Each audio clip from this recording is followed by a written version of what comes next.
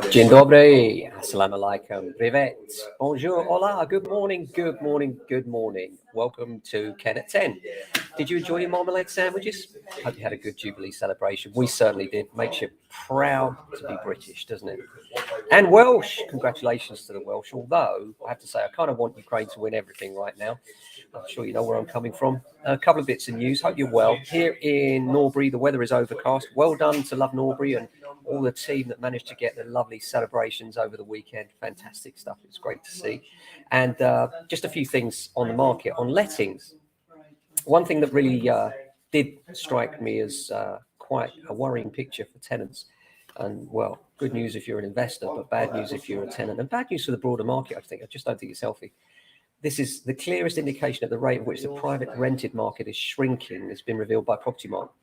It shows the number of properties available to rent through letting agents in the month of March halved between 2019 and 2022.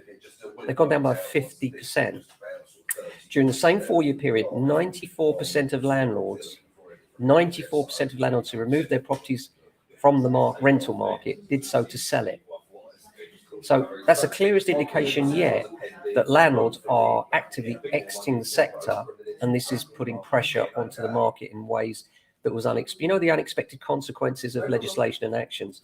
And we're talking about the various issues that have come up, including Section 24, not the ability to not be able to deduct interest against your rent tax claim, the 10% write down of furnished properties, and of course the forthcoming abolishment of Section 21. Talking of which, Paul Champlina, our friend, been on the podcast, lovely guy, local guy, often on TV, was writing about this and saying that Section 21, which is due to be removed as a way of removing tenants due to new legislation that's coming, he says the vast majority of tenancies end because the tenant chooses to leave, not because the landlord is evicting.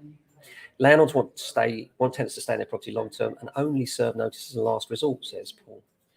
The majority of Section 21 notices are issued because a tenant is in rent arrears or because the landlord wishes to sell or move back to their property. In many cases, landlords could have used Section 8 for rent arrears or antisocial behaviour, but their lack of faith in the associated court process, which is undoubtedly more protracted, is why many always stick to Section 21. I think that's absolutely right. And if you're a landlord, you'll know the problems that can occur when you're trying to evict. And many have now exited the sector, causing massive difficulties, I think, going forward.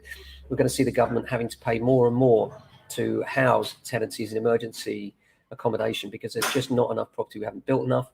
We sold the council housing we had under Thatcher many years ago, never replaced it. And we're building too little too late. So that is definitely coming for the future. Big tragedy there for the market as a whole. And landlords are going to end up getting higher rents, it's true. But I think more importantly, we're going to end up with an even bigger homeless problem than we've already got. And that's the real rub of all this. So very sad.